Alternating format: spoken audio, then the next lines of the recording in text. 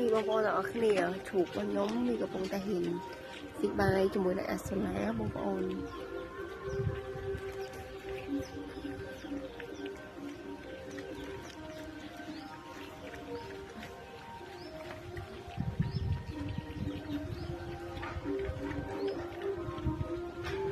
morning គេហ៊ានស៊ីបាយជាមួយអាសាឡាលើកដំបូង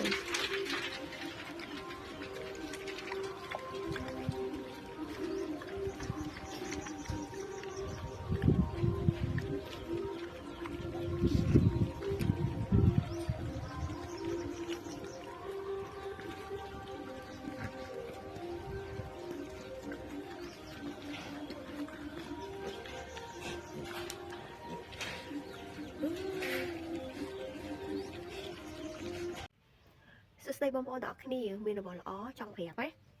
នេះបងប្អូនទាំងអស់គ្នានេះគឺជាប្រភេទស្រាប់សារាយសមុទ្រតែបៃតងហើយវាក្លិនឈ្ងុយខ្លាំងមែនទែនបងប្អូនទាំងអស់គ្នានៅក្នុងនោះសម្បូរទៅដោយជាតិប្រេងផ្លែឈើហើយប្រេងដូងទឹកឃ្មុំបងប្អូន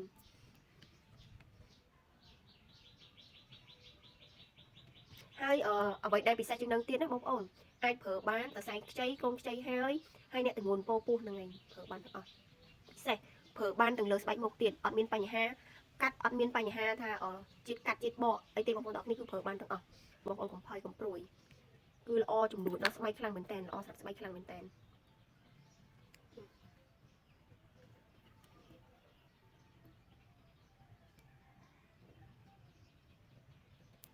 ហើយអត់ឈឺស្បែកបងប្អូនទាំងគ្នាអត់មានកាត់ស្បែកអត់មានឈឺស្បែកអីទេគឺស្រួលប្លីងនៅលើស្បែកខ្លាំងមែនតើស្រួលអស់លើស្បែកខ្លាំងមែនតើណាបងប្អូនញាក់សាច់ហ្មង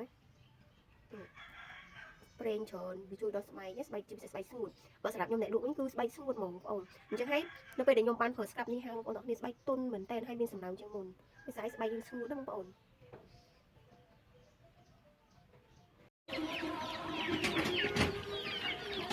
ពណ៌គេស្អាតណាស់បងប្អូនអើយនេះ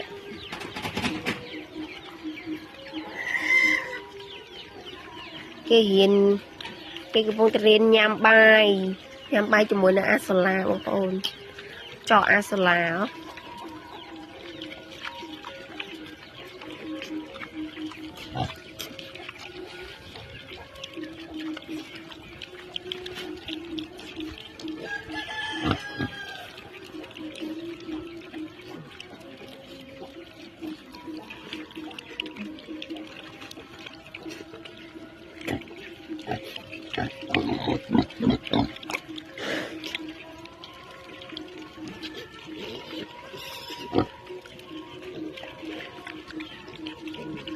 ចេះញ៉ាំបាយបងប្អូននៅនេះ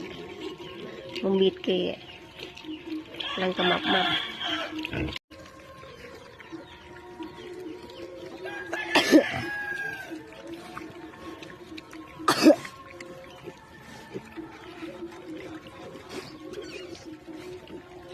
អត់ពេលឡើងទៅពេញ